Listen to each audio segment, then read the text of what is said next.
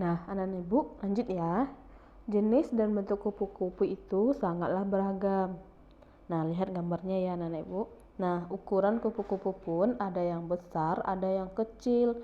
Begitu pula warna dan motif sayap kupu-kupu. Nah, sayap kupu-kupu yang indah dapat menjadi ide membuat dekoratif. Nah, apa itu dekoratif?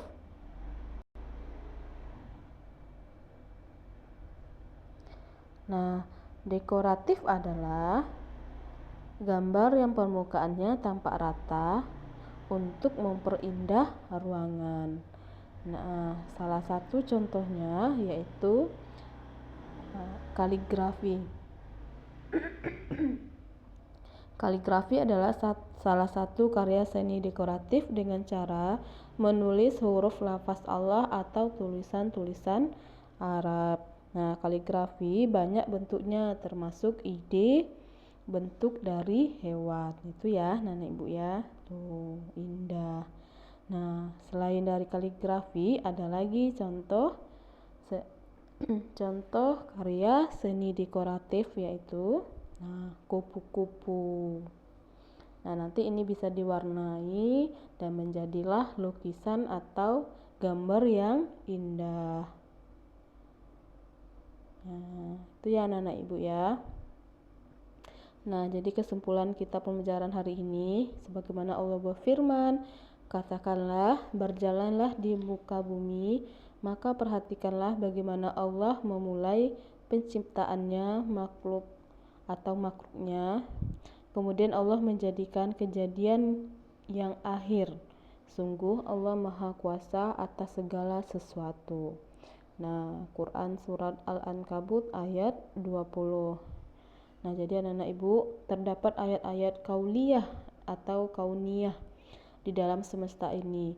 Ada yang dapat kita jadikan pelajaran.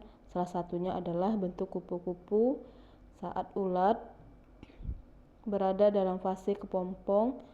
Nah, ulat itu berpuasa selama 14 sampai 16 hari. Lalu ulat berubah bentuk menjadi kupu-kupu yang cantik dan bermanfaat bagi sesama. Itu ya anak-anak ibu. Nah, kita dapat mengambil ibrah dari kupu-kupu seperti layaknya puasa kupu-kupu.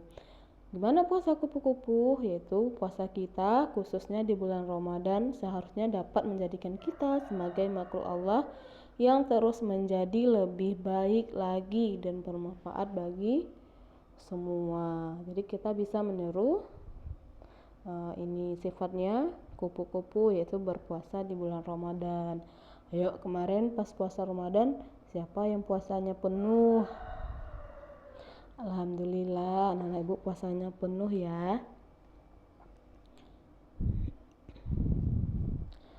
Nah, kita lanjut. Nah, anak-anak ibu ada yang tahu ini gambar apa? Iya, ini adalah gambar anak-anak orang tua lagi bekerja kerja bakti. Nah, ini juga bekerja bakti di lingkungannya untuk membersihkan selokan-selokan. Anak-anak ibu pernah ikut kerja bakti di tempat tinggalnya? Nah, apa guna untuk kita bekerja bakti? Nah, ini untuk membersihkan selokan-selokan agar tidak menjadi air yang tergenang sehingga nanti datang hujan lebat. Nah, jadi selokannya bisa kesumbat. Jadi dilakukanlah kerja bakti. Nah, kerja bakti itu dilakukan untuk membersihkan lingkungan serta membuang benda-benda yang sudah tidak dipakai agar tidak jadikan tempat perkembangbiakan nyamuk. Jadi tujuannya agar warga atau orang yang di tempat tinggal tersebut tidak terkena penyakit-penyakit yang disebabkan oleh nyamuk. Ayo, kira-kira penyakit apa yang disebabkan oleh nyamuk? Iya, yaitu penyakit demam berdarah atau DBD. Jadi, bagaimana caranya agar kita tidak mendapat penyakit tersebut, yaitu dengan cara selalu membersihkan rumah, perkaran rumah, dan selalu membersihkan bak mandi kita, karena nyamuk selalu dan suka bersarang di tempat tergenangan air. Nah, bisa tuh di air, di ban bekas. Nah, anak ibu punya ban bekas di rumah. Nah, itu kadang sering disarangin nyamuk. Kaling cat bekas dan ember. Nah, itu juga sering disarangi nyamuk apabila terdapat genangan air. Jadi inilah akibatnya jika kita tidak menjaga lingkungan kita dengan baik, yaitu kita akan menyebabkan demam berdarah. Ada yang mau seperti ini? Enggak ya, anak ibu, janganlah seperti gambar itu. Kita harus selalu sehat, kita harus selalu menjaga kebersihan agar kita terhindar dari penyakit-penyakit yang disebabkan oleh nyamuk. Nah, ini gambar apa? Iya, anak-anak ibu, ini gambar tentang beberapa anak sedang memberikan makan ikan. Nah, ada yang tahu? Ada yang bisa memberikan tanggapan tentang gambar ini? Atau ada yang bisa memberikan saran dari gambar ini? Nah, sebelumnya ibu akan jelaskan dulu apa itu tanggapan dan apa itu saran. Nanti di halaman 142 anak-anak ibu akan menuliskan tanggapan dan sarannya dari dari gambar-gambar berikut. Tanggapan adalah pendapat ataupun reaksi seseorang setelah melihat, mendengar, ataupun merasakan sesuatu. Nah, seperti gambar tadi, pas anak-anak ibu melihat pasti langsung mengeluarkan pendapat atau reaksi. Nah, setelah melihat gambar tersebut. Nah, tanggapan itu bisa berupa persetujuan, sanggahan, ataupun pertanyaan. Nah, tanggapan yang kita berikan harus disampaikan dengan sopan, tidak boleh menyakiti orang yang kita berikan tanggapannya. Sedangkan saran adalah sebuah hal yang berupa usulan, anjuran, ataupun solusi. Saran biasanya didapatkan dari hasil pikiran kita sendiri.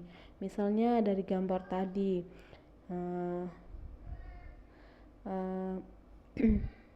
saran saya, atau sebaiknya, nah itu adalah kata-kata untuk saran. Ya, nanti anak-anak ibu silakan lebih memahami, dicoba dikerjakan di halaman 142 ya. Nah, jadi kesimpulan kita pada hari ini yaitu kebersihan dan keindahan dalam hal yang disukai Allah adalah hal yang disukai Allah. Allah tidak menyukai lingkungan yang kotor, anak-anak ibu, dan sampah yang berserakan. Nah, sebagai seorang muslim, sebagai anak yang soleh-soleha, kita pasti ingin melakukan yang disukai oleh Allah. Nah, menjaga kebersihan lingkungan kita merupakan salah satu tugas kita. Kita harus saling mengingat agar lingkungan di sekitar kita tetap sehat. Nah, caranya dengan membuang sampah pada tempatnya, membersihkan barang-barang yang dapat menjadikan serang penyakit, serta memakan makanan yang halal dan menyehatkan agar daya tahan tubuh kita tetap baik. Nah, itu tadi ya anak-anak ibu materi kita, lanjutan dari subtema 3, pembelajaran 4 dan pembelajaran 5. Nah, silakan nanti anak-anak ibu agar lebih memahaminya dicoba-coba latihan-latihan yang ada di buku paket tema. Nah, sampai di sini dulu pembelajaran Ibu. Terima kasih dan sampai jumpa kembali di materi berikutnya. Ibu mohon maaf atas kesalahan dalam penyampaian atau kata. Mohon maaf Ibu ucapkan. Wassalamualaikum warahmatullahi wabarakatuh.